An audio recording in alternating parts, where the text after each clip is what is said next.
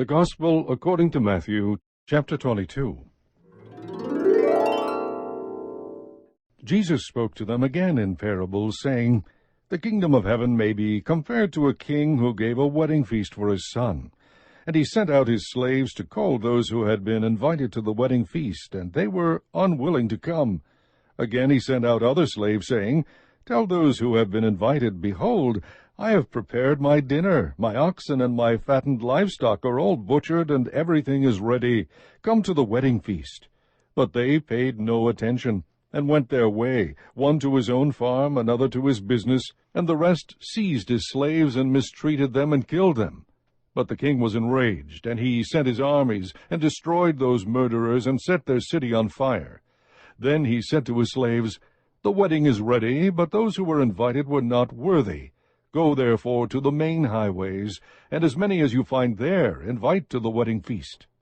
Those slaves went out into the streets, and gathered together all they found, both evil and good, and the wedding hall was filled with dinner guests.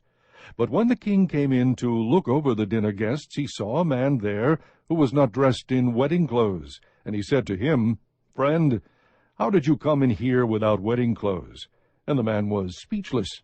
Then the king said to the servants, Bind him hand and foot, and throw him into the outer darkness. In that place there will be weeping and gnashing of teeth. For many are called, but few are chosen. Then the Pharisees went and plotted together how they might trap him in what he said. And they sent their disciples to him along with the Herodians, saying, Teacher, we know that you are truthful, and teach the way of God in truth, and defer to no one, for you are not partial to any. Tell us then, what do you think? Is it lawful to give a poll tax to Caesar or not? But Jesus perceived their malice, and said, Why are you testing me, you hypocrites? Show me the coin used for the poll tax.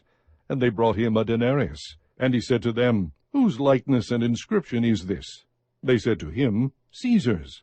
Then he said to them, Then render to Caesar the things that are Caesar's, and to God the things that are God's. And hearing this they were amazed, and leaving him they went away. On that day some Sadducees, who say there is no resurrection, came to Jesus and questioned him, asking, Teacher, Moses said, If a man dies having no children, his brother, as next of kin, shall marry his wife, and raise up children for his brother. Now there were 7 brothers with us, and the first married and died, and having no children left his wife to his brother. So also the second, and the third, down to the 7th. Last of all the woman died. In the resurrection, therefore, whose wife of the 7 will she be? For they all had married her.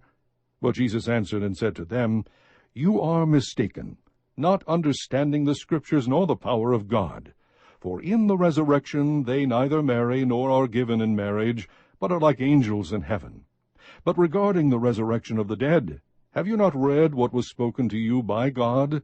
I am the God of Abraham, and the God of Isaac, and the God of Jacob. He is not the God of the dead, but of the living. When the crowds heard this, they were astonished at his teaching. But when the Pharisees heard that Jesus had silenced the Sadducees, they gathered themselves together. One of them, a lawyer, asked him a question, testing him. Teacher, which is the great commandment in the law? And he said to him, You shall love the Lord your God with all your heart, and with all your soul, and with all your mind. This is the great and foremost commandment. The second is like it, You shall love your neighbor as yourself. On these 2 commandments depend the whole law and the prophets. Now while the Pharisees were gathered together, Jesus asked them a question. What do you think about the Christ? Whose son is he? They said to him, The son of David. He said to them, Then how does David in the Spirit call him Lord, saying, The Lord said to my Lord, Sit at my right hand, until I put your enemies beneath your feet? If David then calls him Lord, how is he his son?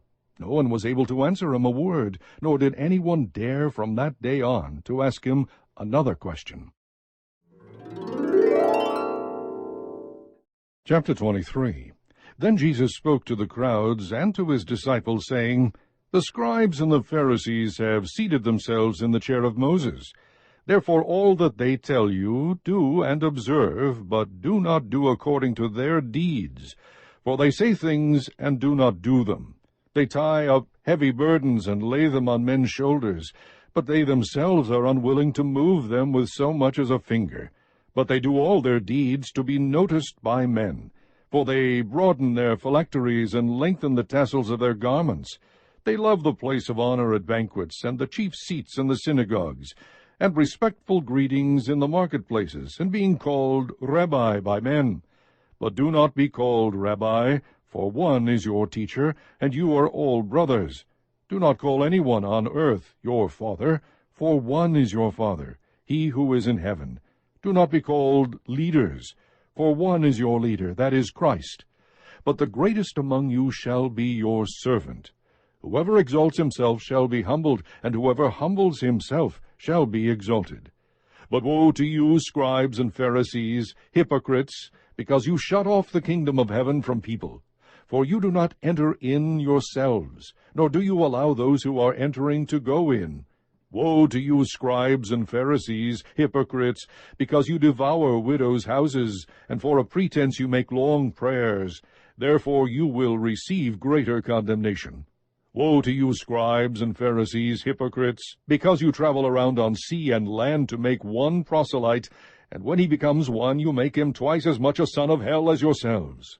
Woe to you, blind guides, who say, Whoever swears by the temple, that is nothing, but whoever swears by the gold of the temple is obligated. You fools and blind men! Which is more important, the gold or the temple that sanctified the gold? And whoever swears by the altar, that is nothing. But whoever swears by the offering on it, he is obligated. You blind men, which is more important, the offering or the altar that sanctifies the offering? Therefore whoever swears by the altar swears both by the altar and by everything on it. And whoever swears by the temple swears both by the temple and by him who dwells within it. And whoever swears by heaven swears both by the throne of God and by him who sits upon it. Woe to you, scribes and Pharisees, hypocrites! For you tithe mint and dill and cumin, and have neglected the weightier provisions of the law, justice and mercy and faithfulness. But these are the things you should have done without neglecting the others. You blind guides who strain out a gnat and swallow a camel. Woe to you, scribes and Pharisees, hypocrites! For you clean the outside of the cup and of the dish, but inside they are full of robbery and self-indulgence. You blind Pharisee, first clean the inside of the cup and of the dish, so that the outside of it may become clean also. Woe to you, scribes and Pharisees, hypocrites! For you are like whitewashed tombs, which on the outside appear beautiful, but inside they are full of dead men's bones and all uncleanness. So you too outwardly appear righteous to men, but inwardly you are full of hypocrisy and lawlessness. Woe to you, scribes and Pharisees, hypocrites! For you build the tombs of the prophets and adorn the monuments of the righteous, and say, If we had been living in the days of our fathers, we would not have been partners with them in shedding the blood of the prophets. So you testify against yourselves that you are sons of those who murdered the prophets. Fill up, then, the measure of the guilt of your fathers. You serpents, you brood of vipers, how will you escape the sentence of hell? Therefore, behold, I am sending you prophets and wise men and scribes. Some of them you will kill and crucify, and some of them you will scourge in your synagogues and persecute from city to city, so that upon you may fall the guilt of all the righteous blood shed on earth, from the blood of righteous Abel to the blood of Zechariah the son of Berechiah, whom you murdered between the temple and the altar. Truly, I say to you, all these things will come upon this generation. Jerusalem, Jerusalem, who kills the prophets and stones those who are sent to her. How often I wanted to gather your children together, the way a hen gathers her chicks under her wings, and you were unwilling. Behold, your house is being left to you desolate. For I say to you, from now on you will not see me until you say, Blessed is he who comes in the name of the Lord.